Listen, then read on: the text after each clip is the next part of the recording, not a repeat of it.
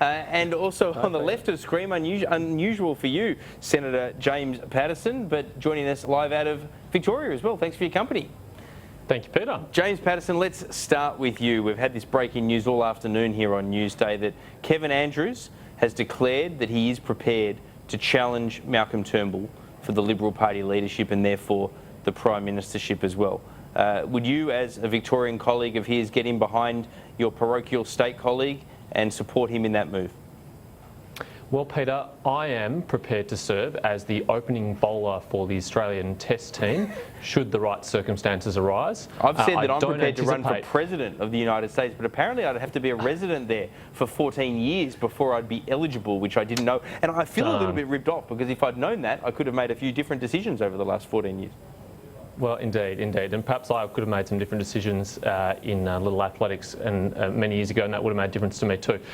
In all seriousness, Peter, I don't anticipate that the particular scenario that you've outlined is likely to arise. I think the Prime Minister's in a very strong position as the leader of the Liberal Party and as our Prime Minister. I think he's doing an excellent job, and I don't anticipate I'll have any opportunity to make any choice about that in the near or distant future. Matt Birney, here's the question for you. You can perhaps be a little bit more liberal, dare I say, with your commentary around this than the good senator. It's the 4th of April, not the 1st of April, but perhaps Kevin Andrews gave his comments on the 1st of April and they've only more recently been published. What's his motivation in even saying this? Look, I must say I haven't seen Kevin's comments. I would hope that they're not as you've described them. No, they quite genuinely are. He has said that he is prepared to challenge Malcolm Turnbull under the right circumstances. Well, look, frankly, it's just a little bit silly. Even if Kevin was an outstanding candidate, it's the 11th hour. It's too late. You've got to let Malcolm do his thing. There could be an election in the next few months, and changing leaders now, even if he was a starring, outstanding candidate, would be a bit silly, and I think the country has had enough of all this stuff, and really, let's just move on. It's an election in the wind. We will move on, but I do want to do one more for you, James Paterson, on this, because Sam Dastyari, when I spoke to him earlier this afternoon, he said that he thought an empty chair would get more votes than Kevin Anderson. I actually suspect he could be right, because in the February spill that Malcolm Turnbull was not involved in, but it was just Tony Abbott versus an empty chair, there were more votes than there were for the deputy spill that was forced between Julie Bishop and Kevin Andrews. But my question for you is the same as for Matt Birney. Genuine question in between this silliness. Why would he say it? He's a 25-year veteran in Parliament. He must know it's destabilising. Yeah, look, I'm not sure, Peter. I don't have any insight into that, to be honest. But I would just say that Kevin's given a great record of service to the Liberal Party and to the nation for over 2 decades. But I don't anticipate that he's likely to replace the Prime Minister anytime soon. No, I think that's probably a fair guess to make. Matt Birney, let me get your thoughts on what happened on Friday first up, and then we can move on to other issues. The COAG collapse, I suppose you could call it, of what Malcolm Turnbull was trying to achieve. Paul Kelly in The Australian said that it was probably to his advantage that it collapsed because it was risky policy, whatever you thought of the merits of it. Colin Barnett was the only Premier that was interested in it from the great state of Western Australia. What do you make of state premiers basically not wanting to engage fiscally in their own future, but rather wanting to be able to keep going to Canberra cap in hand? Look, I think the whole thing's a bit odd, and I have to say I don't really get it. I don't really understand what the problem was that the Prime Minister was trying to solve. Frankly, I don't understand why the Premier's rejected it, and I don't understand why the Prime Minister would offer it. The whole thing seems to be a little odd because on the one hand, the federal government would give up their entitlement to tied grants, and of course tied grants are a great opportunity for publicity. When you allocate money to a state and you do so by way of a tied grant, you then got some pretty good political publicity that follows it, and in giving up tied grants in this sort of new scheme, then they'd be giving up that opportunity. From a Premier's perspective, I'm not sure why you would reject the opportunity to raise income taxes or to collect income taxes. Seems like a pretty good opportunity for a state to me. But really, look, we're a federation, and ever since World War II, the Commonwealth has collected income taxes, and to my mind, I think probably that's appropriate and should continue that way. Well, James Paterson, the big question really is whether this whole debate about federation reform gets more momentum at some stage down the track. I know that the Prime Minister on Friday said that's it.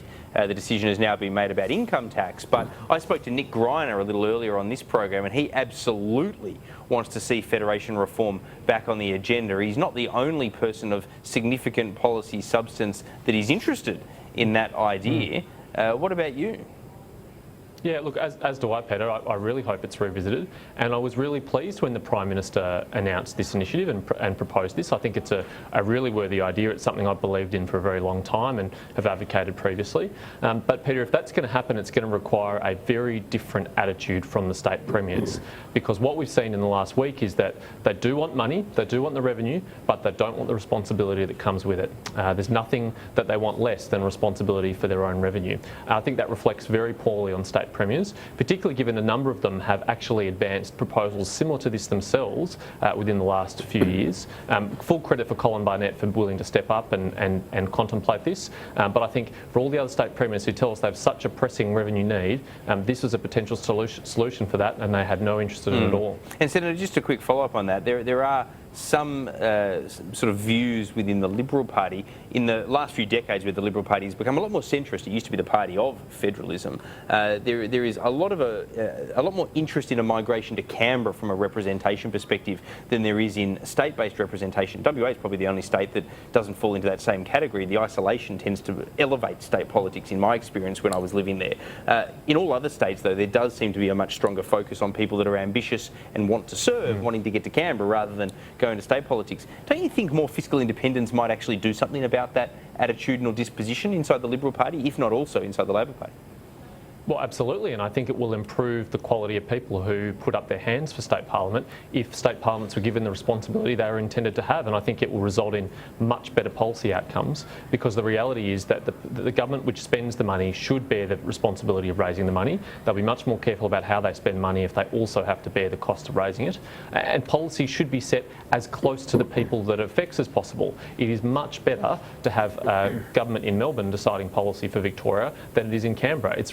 That's in an urban state like Victoria. What about far north Queensland? I mean, there is a lot to be gained from having local policy made over federal policy. Not to mention remove duplication. Complete change of topic though, Matt Burney. Let me ask you about Kevin Rudd and his ambitions to become the next UN Secretary General.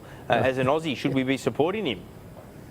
Look, I think, Peter, the problem with Kevin Rudd becoming the next Secretary General of the United Nations is that most people around the world might think that we're all like Kevin Rudd, and in one foul swoop we would have wiped out over 200 years of hard-won reputation. I mean, most people around the world think that we're a laconic people, we work hard, we play hard, we look after our mates, we mean what we say what we mean, and I think were Kevin Rudd to become Secretary General of the United Nations, we would have replaced that hard-won reputation with, or dare I say it, a Nancy boy egomaniac that swallowed a dictionary and occasionally spits its pages back at you. Look, I don't know about you, Peter, but I don't want the rest of the world to know that I'm in any way associated with Kevin Rudd.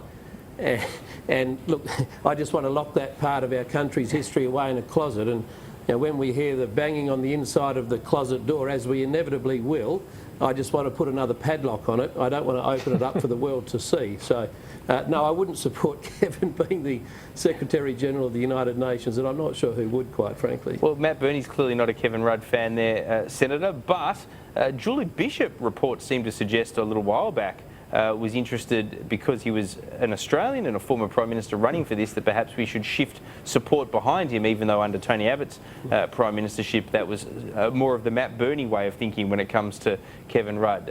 What's your view? Well, Peter, I haven't seen any comments from the Foreign Minister publicly which have said that Australia is inclined to back Kevin Rudd, and that is a matter for the Foreign Minister and the Prime Minister. But my way of thinking is probably in the more closer to Matt's than others.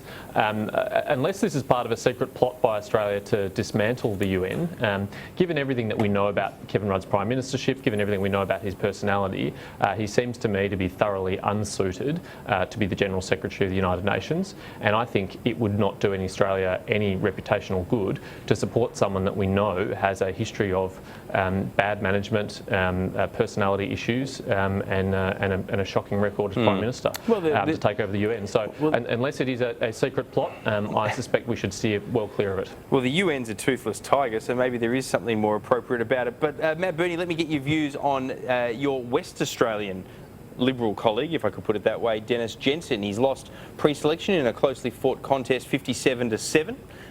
His local pre-selectors had tried to remove him twice previously in 2007 and 2010, but there was an overruling in each instance, once by the Prime Minister, the then Prime Minister John Howard, the second time by the State Council. It doesn't look like he will be saved this time. Why is Mr Jensen so unpopular in the backyard that he's represented for about 12 years?